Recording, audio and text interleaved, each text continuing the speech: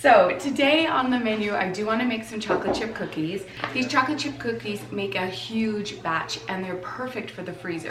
So I'm going to make some of these. And then I want to try an English muffin bread. I have seen this on Pinterest for probably about a year now and it's intrigued me so much.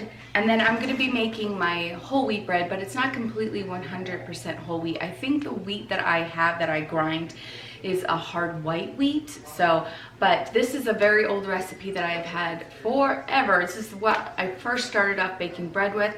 So, and I'm pretty sure I have filmed this for you. Of course, I'll leave it down below. But I'm going to be making some of this. And then from the Griffiths family cookbook, I'm going to be making their rolls because I want to make clam chowder for dinner tonight. I have some half and half that I need to use up, and some nice yummy fresh rolls would be so good. Join me. So when I opened up the cookbook, I noticed that with the same bread recipe for the bread, the rolls, you can make soup bowls, and she shares how to make it in here. And I have never made a bread bowl. And with the chowder, that sounds so good. Should I attempt it? Got my cup of warm water, and then now I'm going to add 3 tablespoons of yeast and a tablespoon of sugar with that. All right, I'm gonna let it do its thing.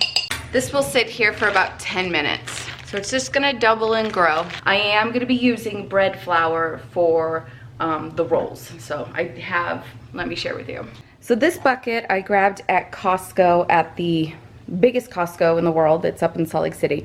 And I bought a huge bag of bread flour at Costco, and I just filled this bucket up with it.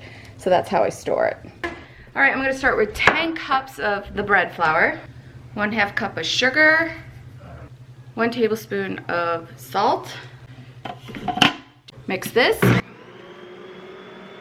Look at this beauty. Look how good it did. That's awesome.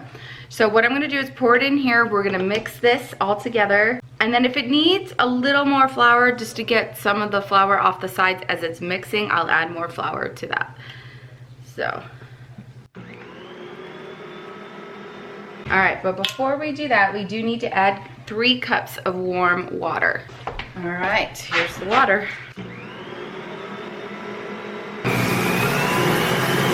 Let's cover this. And we'll get it in a warm spot and we'll let it double. This could take about an hour or more. I'm about to start on the cookies and I saw my oil and I went, can I put oil in that bread? And then I look at her recipe and it says, a 1/2 cup of vegetable oil. So I went and grabbed my bowl out and it's rising. And then I took a taste of it and it tastes great. Let's see how this is without the vegetable oil. Here, I'm gonna still eat it. All right, I'm on to now baking cookies. So you're gonna need 1 1/3 cup shortening and butter. Then we're gonna add the sugar. This makes a lot, so definitely don't, unless you have a really big KitchenAid that can handle, I would not add this in your KitchenAid. This is a big batch. So 2 cups of the regular granular sugar, and 2 cups of brown sugar. All right, we're gonna cream this together. All right, I think I'm gonna put my cookie paddles on. So then we need eggs and vanilla. So 4 eggs and 2 teaspoons of vanilla. Now for salt, it says a teaspoon, but we already have salted butter that I use, so I'm not gonna add salt. And 7.5 cups of flour, and I'm gonna use all-purpose flour. Derek needs to go run out to my car and get that big 50-pound bag of flour out. So 50 pounds of flour, good, because I needed 1 more cup to add in. I'm gonna add a couple of cups of chocolate chips. So I am just going to bake up a batch or 2 of these so we can have some cookies to snack on. I'm gonna roll the dough out into balls and put the cookie trays of the ball dough in the freezer so they can individually freeze, and then we'll put them in a freezable Ziploc bag and get them in. I don't think I have a container. I need to buy containers instead of using all the bags, but we'll freeze a lot of this because there's times I want cookies and I just don't want to pull everything out and do this process again. Woo, that did a good job. Filled up this bowl is huge too. We're gonna punch this down, and her recipe says that you can let it rise again for a fluffier dough, but no, I'm not gonna do that. All right, she says to divide this equally into 10 balls. That's about as even as I'm gonna do it, but I got 10 balls out of it, so that's good. All right, I'm gonna grease this big baking sheet. I'm gonna have to use 2 pans. So, I'm gonna make these into nice balls, and I'll spray another pan. And then these are gonna rise for another hour. I'm so excited about this. I've never done this before. I get so nervous when I try something new, but you'd be surprised what you could do. I mean, it's bread, it's a big ball, but I've never done it, and it always trying new things gets me nervous. I'm gonna cover them with a towel. I have some cheesecloths that I'll cover it with. Okay, the cookies are done. So I'm starting on the English muffin bread. I have a 1/4 cup of very warm water. And then I'm gonna add 2 tablespoons of yeast. Then I'm gonna add a tablespoon of honey. And then we're gonna just mix this and let it sit, and then we'll get going on our flour mixture. So we'll activate this. I'm gonna mix the salt, the baking powder, and the flour together in my Bosch. So let's do that. So you're gonna need 5½ cups of flour. It says you may need less or more, but I'm just gonna start with that. 2 teaspoons of salt. And then we'll need 1/4 teaspoon of baking powder. Mix that together. I'm gonna add this flour mixture to this bowl. So we're gonna need 2 1/4 cup milk, but it needs to be warm. I'm gonna warm this up in the microwave. So I'm gonna add the milk into here, and I'm gonna add the yeast mixture. Then we're gonna take 1 cup of the flour mixture, and we're gonna mix it in. Well, I need my dough hook, right? And we're gonna blend this together first. And then we'll add the rest in. According to the directions, we're looking for a soft, gooey dough. Okay, I am not adding the rest of this because they said they want a soft, gooey dough, and when they said the flour, 5½ cups more or less. So I am gonna leave it like this. All right, that's all I'm gonna do to it. I didn't do it for very long because they want soft and gooey. I don't know if it's gooey, but it's soft. So I have 2 bread pans. They want you to grease 2 bread pans with butter and dust it with cornmeal. All right, we're gonna dust this with the cornmeal.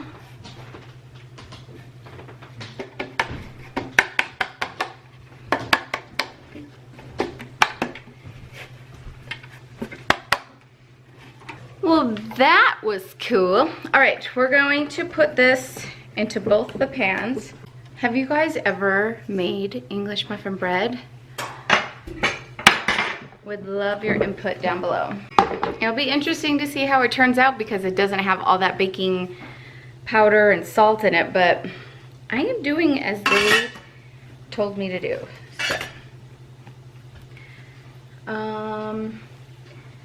soft, goopy dough. Yes, I said goopy. Oh, great. Well, mine is more like bread. So,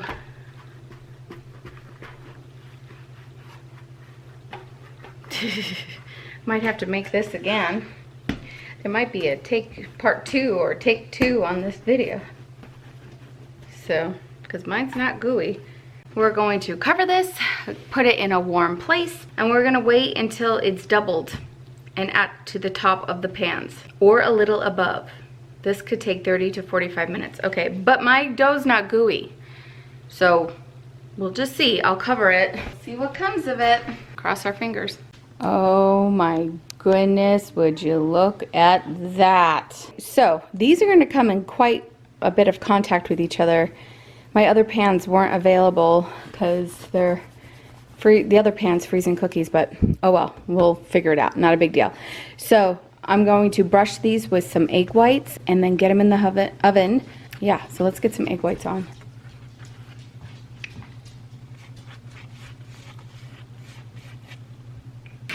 These are going in the oven at 375 degrees for 20 minutes.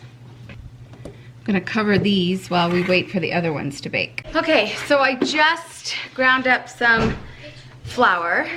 This is the hard white wheat that I have in this bucket that I keep in my pantry. And so I ground some up. Look at that, all that flour. All right, now we're gonna start on the bread. And I think this one makes 3 loaves. We're gonna add 5½ cups of hot water, or 5 to 5½. Now this recipe that I have used for years, they don't have you put the yeast in at this point with the warm water. They want you to add it in later. And I've been doing it for years this way, so it is what it is. 2/3 cup oil. Anywhere from 1/3 to 2/3 cup honey, but I always do 2/3 because I just use the same measuring cup as the oil. That way the honey comes out easier. And then a tablespoon of salt. I remember one time making this bread and I forgot to put the salt in. Oh, the bread did not taste good. Run this for 30 seconds. All right. All right, I'm gonna add we're gonna do 4 to 5 cups of the flour. 5. And then we're gonna mix this until it's smooth. All right, now we're gonna add our yeast. And it's 3 tablespoons. And this is the bread that I usually make weekly if I don't use the Food Nanny bread. This is the one that I would do weekly, every Sunday. I'm trying to get back into that habit, but it's hard. Okay, 30 seconds with the yeast. Okay, now this is where you need to pay attention when you're making it. Not you right now. But what you need to do at this point is you're gonna add the flour as it's running 1 cup at a time. And it's eventually gonna end up equaling about 12 to 14 cups. So I already have 5 in here. So another 6 to 7 cups of flour I'll be using. So that was 12 to 14 at that point, okay? But I put 13, it looks good. Now I'm going to add a cup, maybe 1.5 cups more of the flour. And then I'm going to put the lid on it, and this is gonna run and knead for about 4 to 6 minutes. But you wanna grease up your bread pans. Now these are the Pullman pans. They're awesome. You can't spray them, it'll ruin them. So you have to rub butter or shortening, and I'm gonna rub shortening on them. And it comes with these sliding lids, so you get like the perfect sandwich bread. If it hits the top, it lays flat. Sometimes my breads don't get high enough and I could just bake them without the tops, but I love sliding these tops on because it makes the perfect sandwich bread.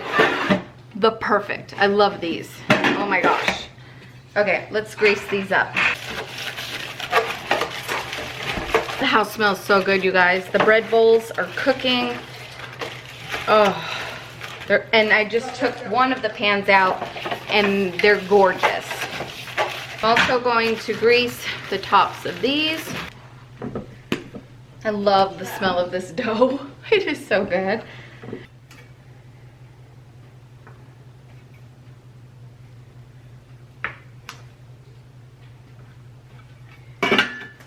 And of course I'm gonna measure these because I'm anal like that.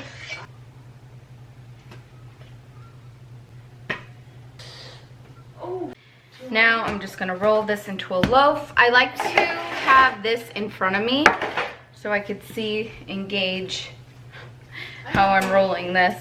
And I'm never really good at this, but I just do the best that I can. Get all the air bubbles out. I know. I'm gonna flop it in. This makes a very good, sturdy sandwich bread. I'm gonna get the covers on, and then we're gonna let them rise for like 20 minutes and see how they look. And then I'll bake them in the oven after they rise with the lids on.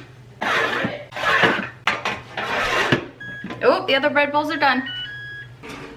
Oh yeah, look at those. Woo, got a little bubble on this one. Yum. Oh gosh, I wish you guys could smell this. It smells so good. So, all right, this is gonna cool. Okay, so this is what the English muffin bread looks like. I'm just gonna throw it in the oven now, not have it get any bigger. So my oven is already on. Okay, so now I gotta change my oven to 425. And then these are gonna cook for 20 to 25 minutes. Look at that. I definitely could have done 20 minutes. This was 25, but that's okay. So they say to wait till it completely cools before you cut into it. So I will do that. I'm so intrigued by that one. All right, let's take a peek at this. Look at that. These are perfect because they're still gonna rise up and hit the top of the pan. So, oh yeah, this one's ready. It's already scratching the top. Okay, going in the oven, 350 degrees for 20 to 25 minutes. Oh my goodness, it's all done. I took the covers off and I let it cook for 10 more minutes. And it golden browned on top, so it looks so good. And I can't wait to put butter and jam on this. Okay, completely cooled. Let's try this English muffin bread. Nice and crusty.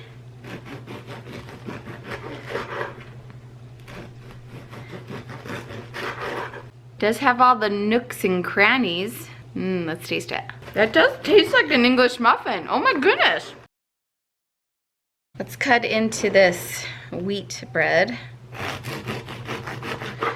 Makes the perfect sandwich bread doing it in those pans. Oh, they fit in the baggies, because most homemade bread doesn't fit in the sandwich baggies. Oh yes. Oh, look at that. Yeah, oh, I wish you could smell this. It smells so good.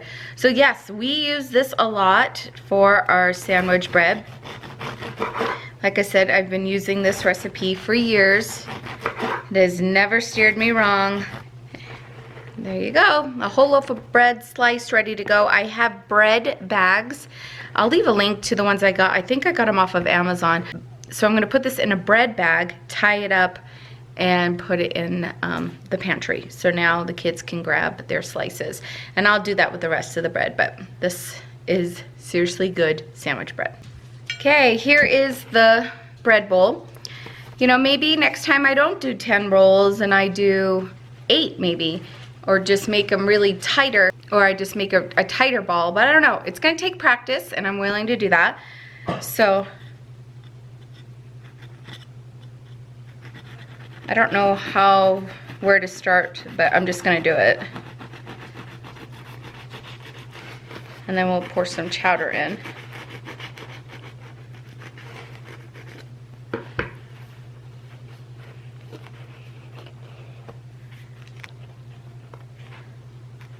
Yum. Okay, so we have like our roll to dip in right here.